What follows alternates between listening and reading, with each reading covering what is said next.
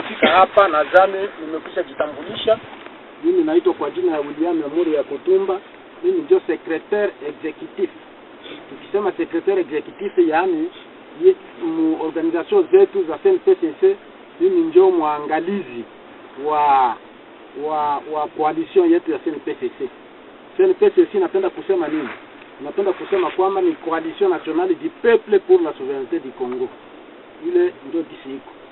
Na mimi ndio secrétaire exécutif, yani naangalia mambo yote, kwanza mambo ya chama hata mambo ya kijeshi, ya siasa na ya kijeshi yote ni sisi tunaangalia hapa. Na tulipenda kuja hapa kwa ajili mjue kitu gani ambacho tunafata katika Haut Plateau hii. Haut Plateau hii ni Haut Plateau, ni nchi yetu sisi. Na kama ni nchi yetu, ni nchi ya Kongo, sisi ni lazima tukuje hapa sababu ya kubadilishana mawazo na raia yenye kuwa katika Haut Plateau kulingana na matatizo na shida ya vita ambayo tunayo kwa siku ya leo. Tunajua siku ya leo vita iko mingi sana na hatujui itaisha siku gani. Unajua mambo ya vita, utajua siku itaanza lakini siku itamalizika hauwezi jua. Ile inajua Mungu peke yake.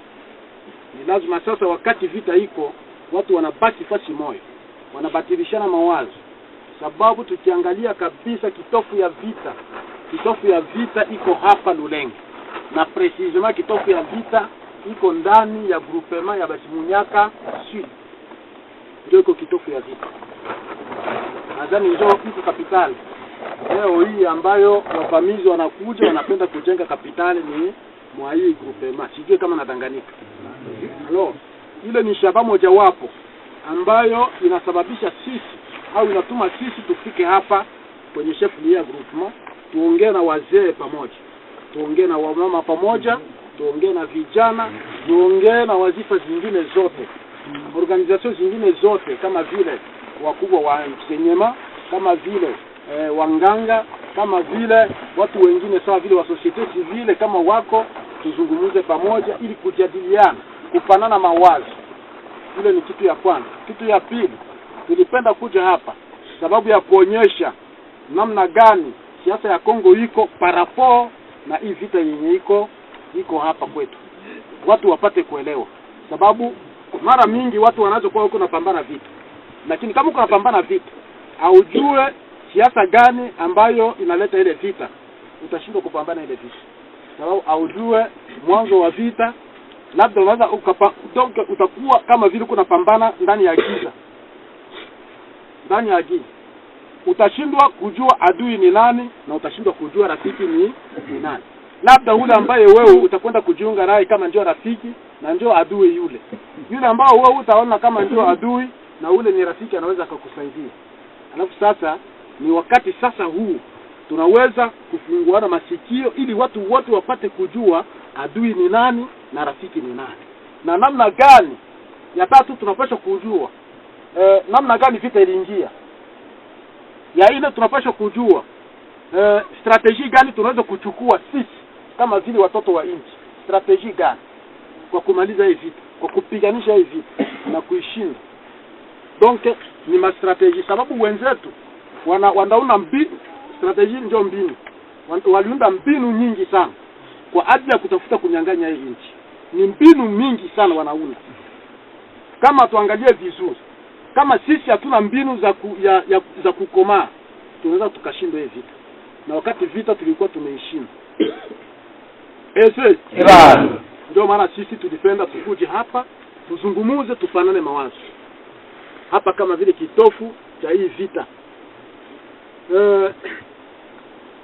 Tunashukuru sababu watu wa mingi wamekusanyika, na wale wanabaki ni lazima wengine wataenda kuambia watu wetu hawezi kuja hapa.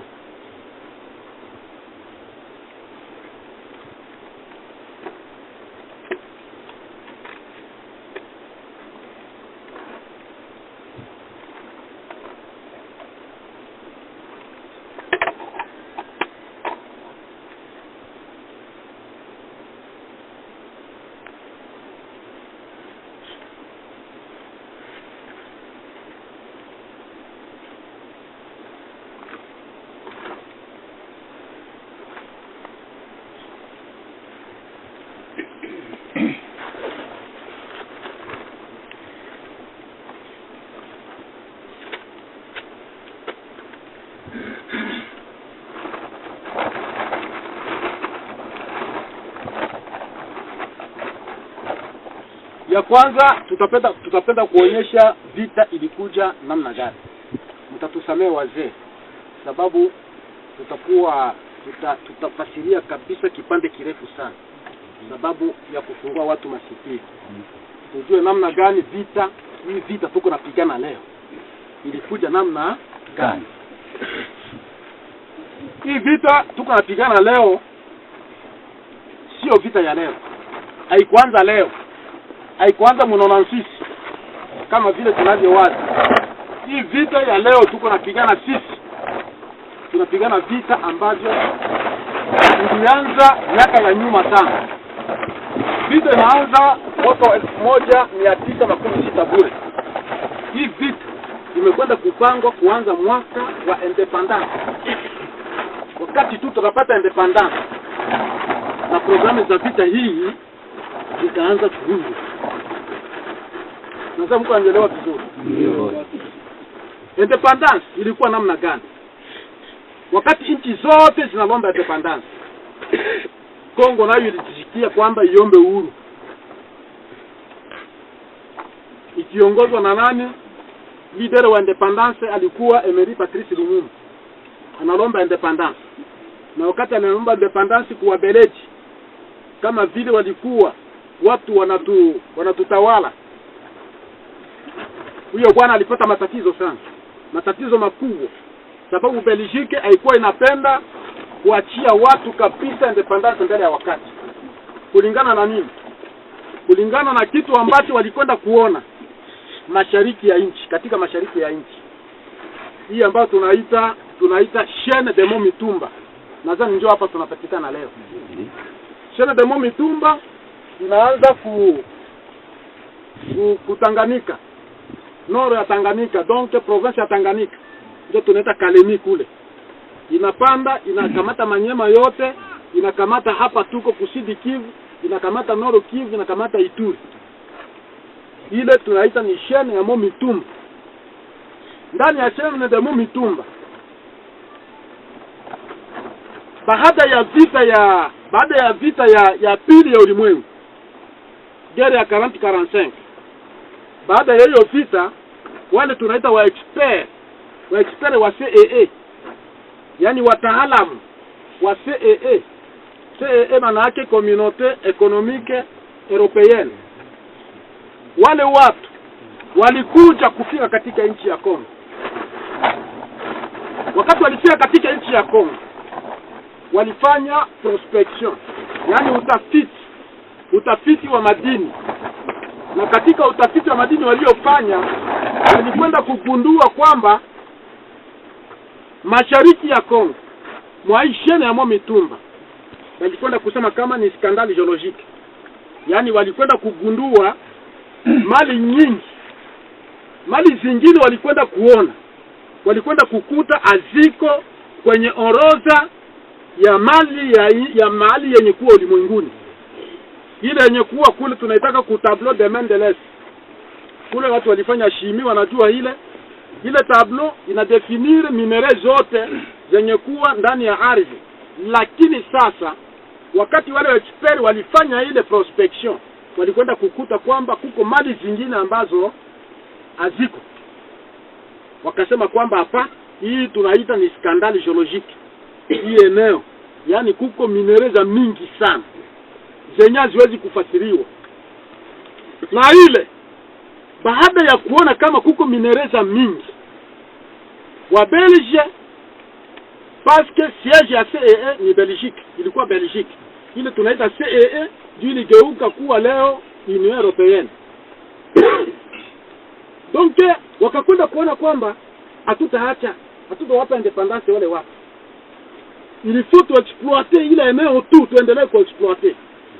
Lakini sasa wakati walitafuta kufanya ile, basi Lumumba analomba independence. Wakati analomba independence, wakamumenase sana na kukataa kabisa kwamba hawatatupatia independence. Na wakati Lumumba aliforce, ikaleta shida sana. Hata watu waliwahi kuuawa Kinshasa. Wakapigwa masase, wakakufa. Polisi ya Belgique ikaua watu pale Kinshasa. watu wakakufa martyrs de l'indépendance, lakini ONU haikujizuia. ONU ilifika kudeklari kasema Belgique unapashwa kuacha ile inchi kupatie watoto ya inchi uhuru, sababu wanadeklari uhuru wao. Basi Belgique aliprometa independence na tukapata independence 1960. Belgique alitoka Kongo kwa shingo upande. Wazee walikutaniwa, labda sisi tulikuwa bado kuzaliwa. Wanajua ile kama Belgique walikwenda hawakwenda na furaha. Na wakati walikwenda kule, ilibidi wende waone sasa mataifa makubwa ya ulimwengu.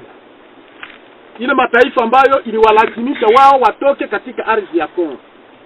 Wakaenda kuona zile taifa kubwa za ulimwengu tunazijua. Ni taifa ambazo zenye kuwa leo mu Conseil de Sécurité ya Nations Unies.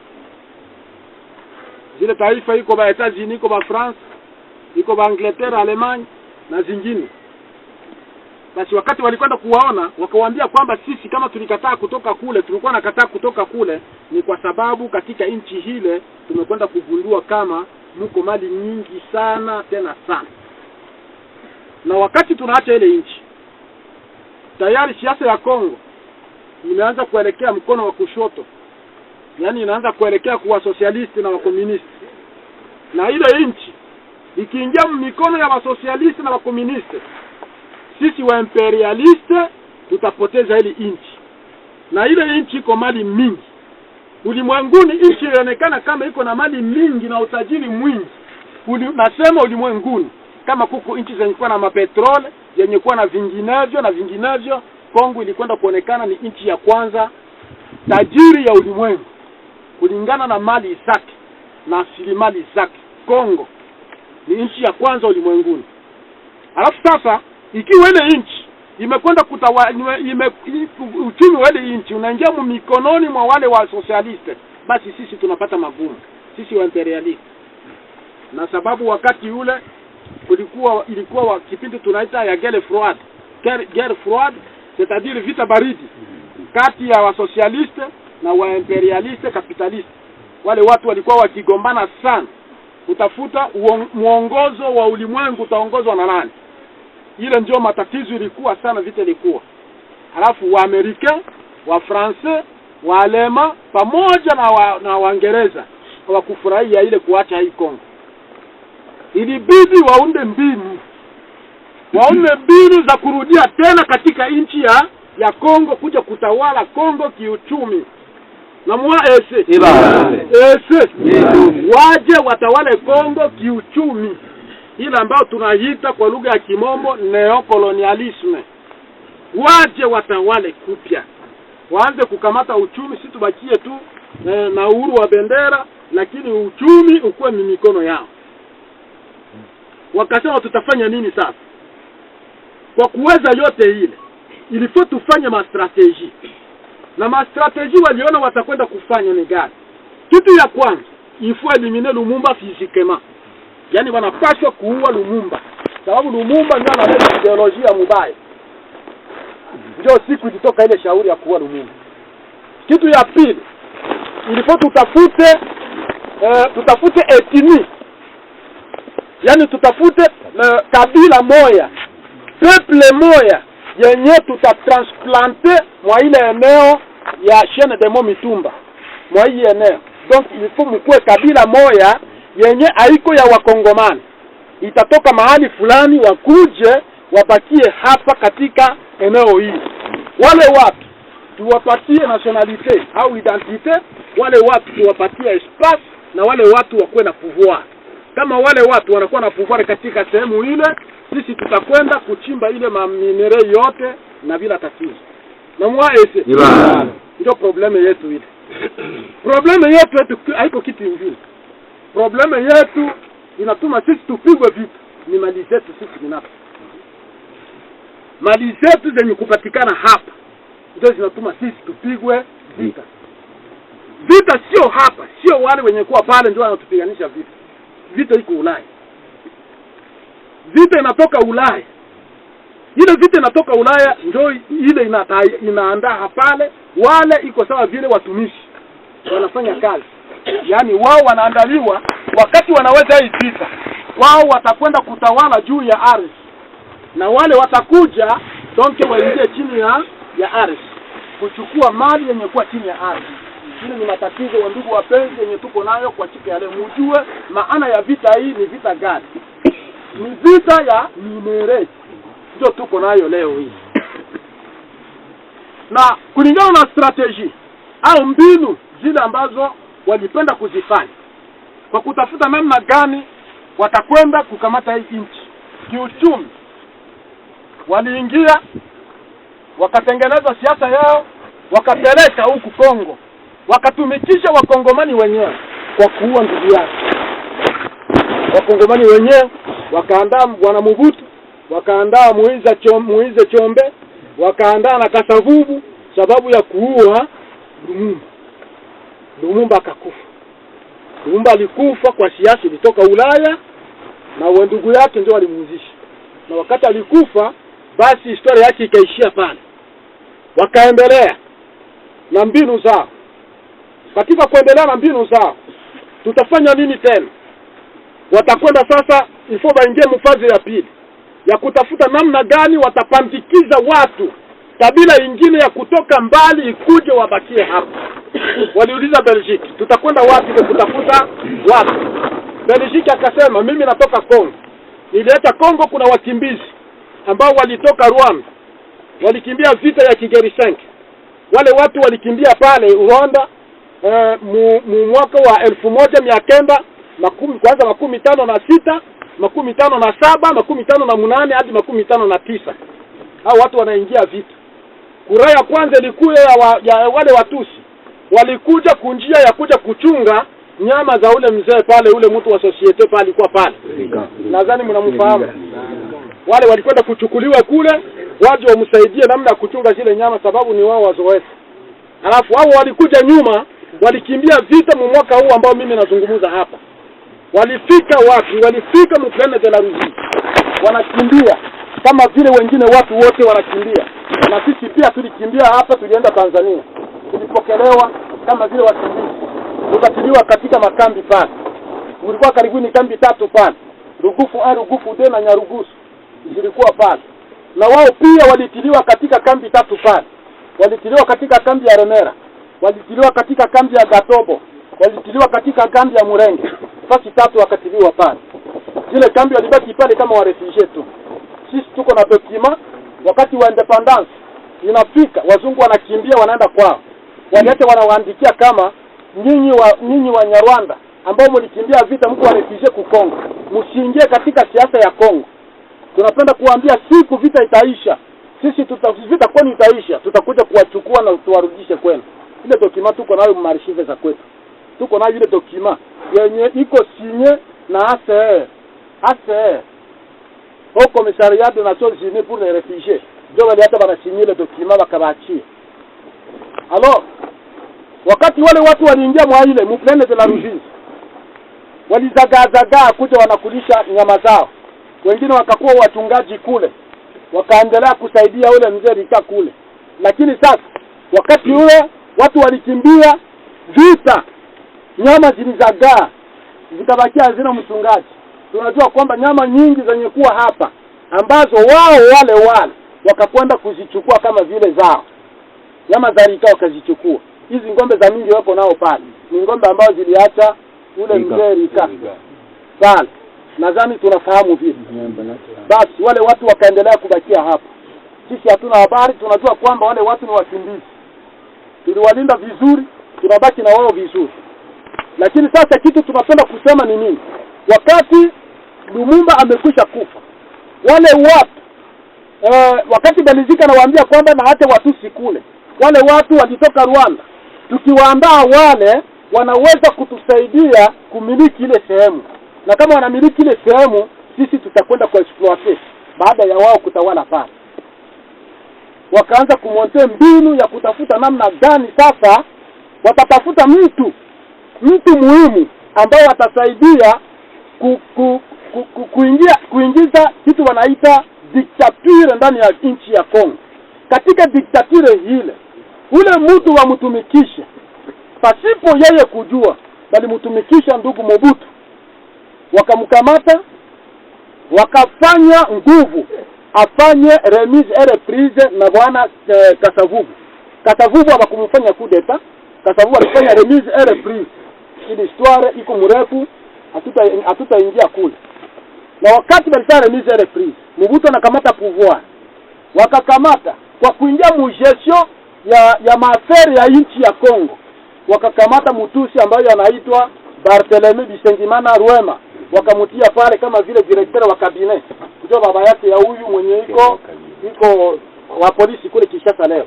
Wakamutia pale directeur de cabinet Bisengimana Rwema. En 1965 wanamupa ile nafasi. Wanaambia Mobutu, huyu ni technocrate, alafu yatakusaidia namna ya kufanya kazi mzuri. Ubakie naye.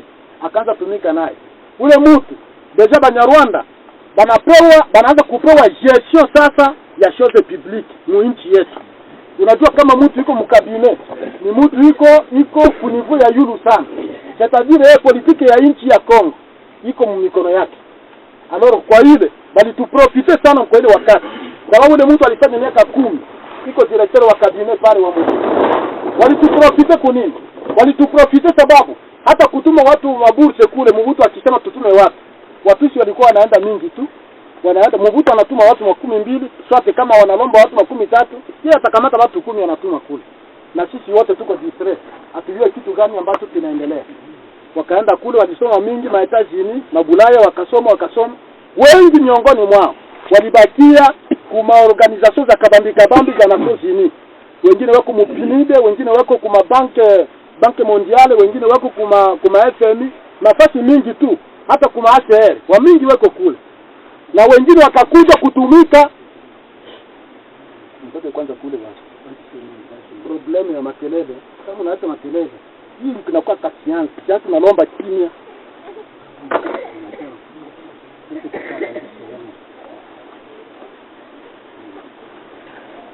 Ese ila.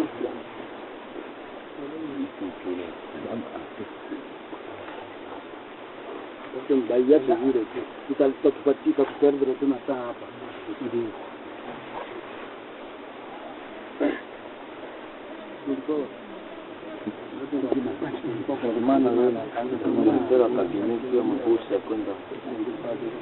Bon alors tunaweza sema kama wakati wale watu walianza kubatuma kule, wanafanya masomo, wanafanya bingine, wanakuja wengine wakatumika mu masosiete za kabambi hata huko kwetu Kongo. Waliingia mu majekamine, wakaingia kuma mipa nafasi zingine kule. Alafu ile yote makazi waliifanya. Donc wakasoma mingi, na baada ya hapo ilifika karibuni miaka 14 mu ane 75. Mu ane 75 ule mtu alifika wakati ya sema anda yake, donc mu retraite ya kwake. Kule Bisengimana Rwema aliweza kuomba Mobutu kado. Akamwambia kado nipe, Mobutu nipe kado. Kado gani atampatia? Mobutu akasema no, wewe uko kameme uko retraite na unapaswa kupata madekonti finali za kwako. Hakuna kitu kingine sijui nitakupatia nini.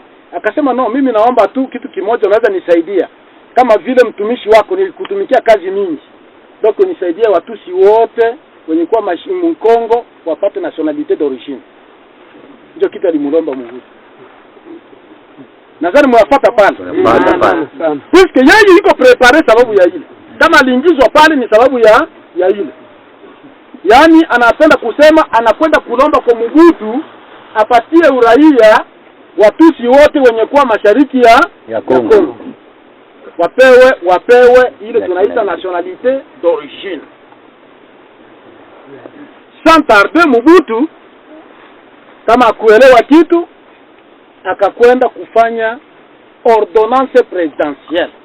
Hapana décret loi ya kutoka ku ministère hapa. Ordonnance présidentielle yake yeye peke. Akasema kwamba désormais Batusi bote walikuwa mashariki, telema confiance alikuwa nayo kwa yule mtu. Alipenda mfurahishe kabisa. Batusi bote walikuwa mashariki ya nchi wanakuwa wakongomani. Alisi donc wanakuwa ba Congolais d'origine. Alipromulgué ile depuis 1975. Mobutu akatangaza hivi. Sasa Mobutu à un certain moment, mwa ile miaka tu akapata watu walimujia. Akapata Français moya, rafiki yake akakuja. Akamwambia kwamba unaona Mobutu kitu unafanya iko mzuri tu kupata nationalite, lakini kitu kitakwambia nationalite d'origine haikuwa kinapewa watu en bloc.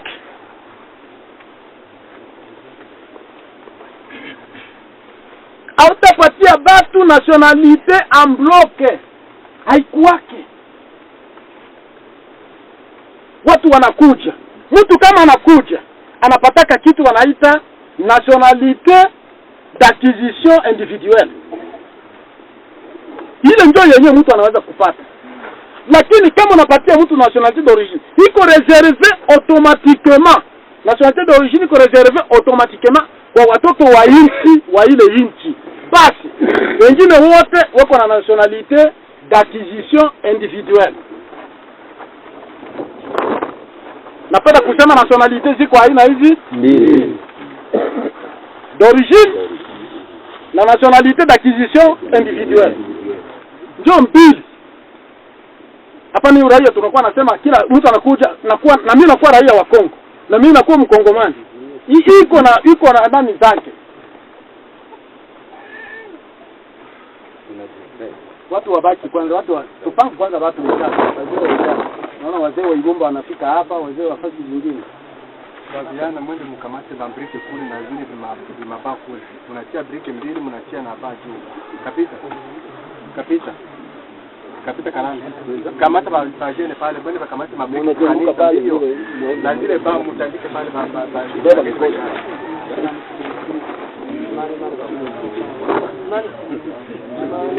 Mama wewe, mama.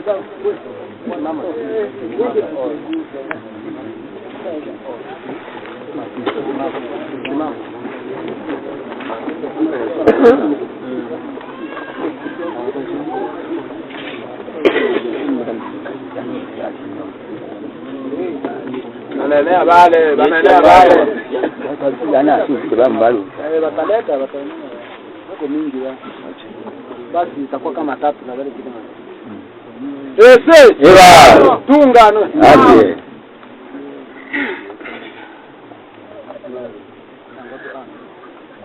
Mtu anapapa ile anapatia yule mtu nationality. Ule mtu akamwambia kwamba ule mzungu technicien akasema ili unafaa kosa. Na ile kabila wakati wote wanapofika fasi hawafanyake miaka 100 wayafanya vita. Bale ndio atakupiga wewe vita.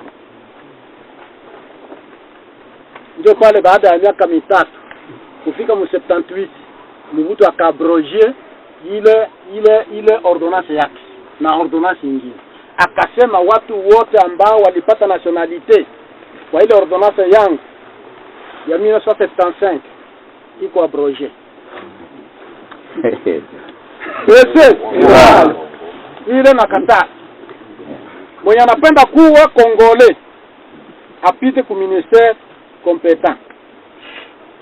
Kwa intérieur kule ndio batajua batakupa makondisio kukuwa Congolais au kutokupatia ile. Na isikuwe watu famille, ikuwe individu. Kila mtu peke yake. Kama baba yako anaenda kulama nationalité kule, wewe ukwenda kule unabakia wewe huko mgeni. Problem ikazuka. Batusi bakaandika document, bakapeleka kwa Nations Unies. Bakasema wakati ya Bisengimana tulipewa nationalité, lakini leo Mobutu ana retire ile ordonnance yake. Mtu seme bakabaita. Mimi napenda kusema kama ni groupe ya imperialiste. Imperialiste tunamuita en d'autres termes tunamuita prédateur. Prédateur ni iko ndege moja hivi. Sawa aigle ni prédateur. Mtu anakuyaka tu na kuzora na kuwela. Unaona? Njoo enjwe. Bale. C'est-à-dire wao wanakujaka kazi yao, wale watu wale wa imperialist kazi yao inakuweka kuzola mali ya nchi na kubeba na kuacha nchi maskini.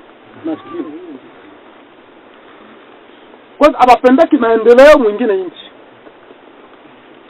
Ndio groupe, ndio block ya wale watu. Wale watu bakasema hivi, bakaambia Batusi. Asema vita inapiganiwa mufaze nyingi. Unaweza pigana muvita mufaze economique, unaweza pigana vita mufaze culturel, unaweza pigana vita mufaze militaire, unaweza pigana vita mufaze politique, tu. Bakawaambia vita. Lakini sisi tunasema hivi. Phase politique yenye sisi tuliprepare pour que mupate nationalité. Tunaona inaeshue. Tuingie sasa mufaze militaire. Mufaze militaire ndio vita. Il faut tout préparer vita, mutapata ile nationalité kumtuto wa bunduki. Ndio vile mlisikia vita ya Banyamulenge wakati wanabahoji wanasema sisi tunapigana vita sababu tupate nationalité kumtuto wa bunduki. Balikuwa nasema vita. Mwanzo tu wa vita. Walianza geuza pale nyuma, pale songa mbele. Walianza geuza pale nyuma sema ni vita vya ukombozi. Lakini ni vita vya kutafuta uraia wao. Kule wakati walizungumuza kule, wanawaambia waprepare namna gani ya kufanya vita. Ni pale sasa waliangalia nchi gani wataandaa Watusi kwa kuja kuvamia nchi ya Kongo. Nchi gani wataandaa Watusi? Wakaangalia Burundi inatawaliwa na Mutusi. Rwanda inatawaliwa na Muhutu. Uganda inatawaliwa na Muhutu. Alepoke. Wakaangalia sema hapa. Tutafute hii Uganda kwanza hii. Hii Uganda tutafute kubadili madaraka. Madaraka itoke kwa Muhutu itawaliwe na Mutusi. Wakati watu wanakokotana ijamini dada natoka, kunaingia watu wanaingia kavuyo kule politiki na inayumba ba Yusufu Lure, ba Obote na wengine wako nasikia madaraka, bakakwenda kuprofiter pale kutia Yoweri Museveni dans les années 81. Banatia Yoweri Museveni pale. Wakati wanatia ndio Yoweri Museveni Kaguta ndio Mutusi bakamutia pale. Hapo kumutia pale. Bakaangalia wakasema tutafanya nyingine kitu gani? Burundi iko Muhutu, iko Mutusi. Rwanda inakuwa Mutusi. Inabakia hapa ni Rwanda ndio inabakia na Muhutu hapo. Ilifo sasa tuangalie namna gani kwa kuingia Kongo. Ilifo base arrière iko mu nchi hizi tatu. Base arrière ikuwe Uganda, ikuwe Rwanda na ikuwe Burundi. Nadhani pale tutapata facility ya kuingia.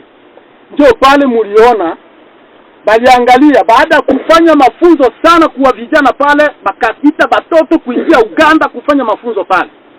Hapa bote hapa baliingia kule kufanya mafunzo kule. Mapromotion ilitoka pale. Bakasema ifo tuatake kwanza Rwanda, tutoshe huyu. Ndio bakaanza kutante Rwanda. Hata Kongo Mobutu alifanya ramforo pale nani pale Rwanda. Kusaidia nani Habyarimana. Lakini finalement munono 94 Habyarimana akafanya nini? Habyarimana akaanguka akakufa mwaji.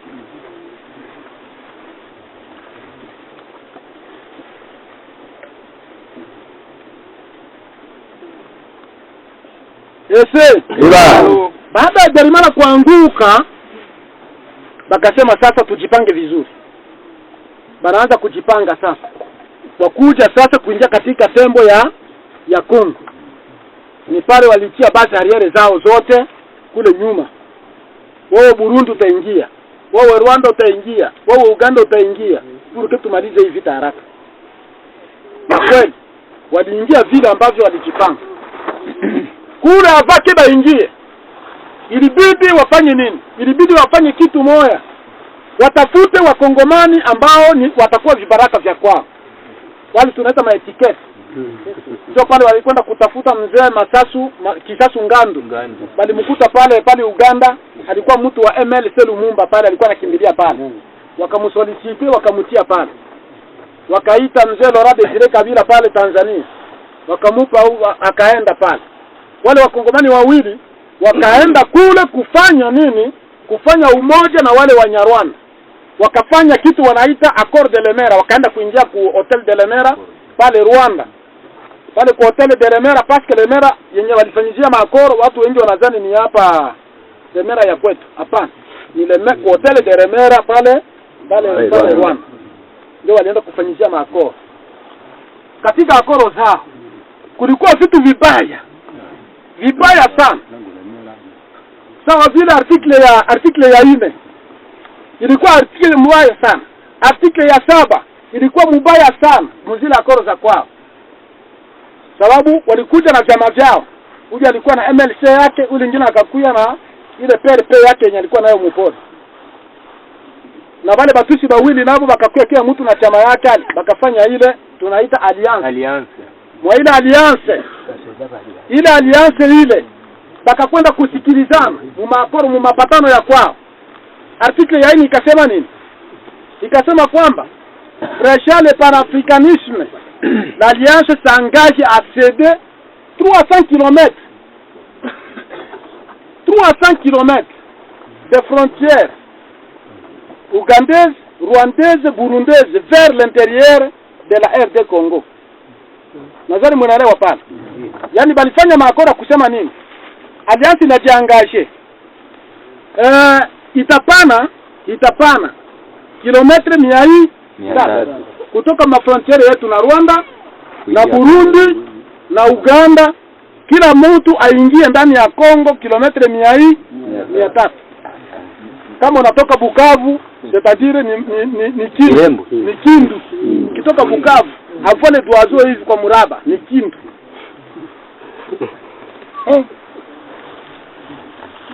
Bakapatana ile. Bana pousser raison gani?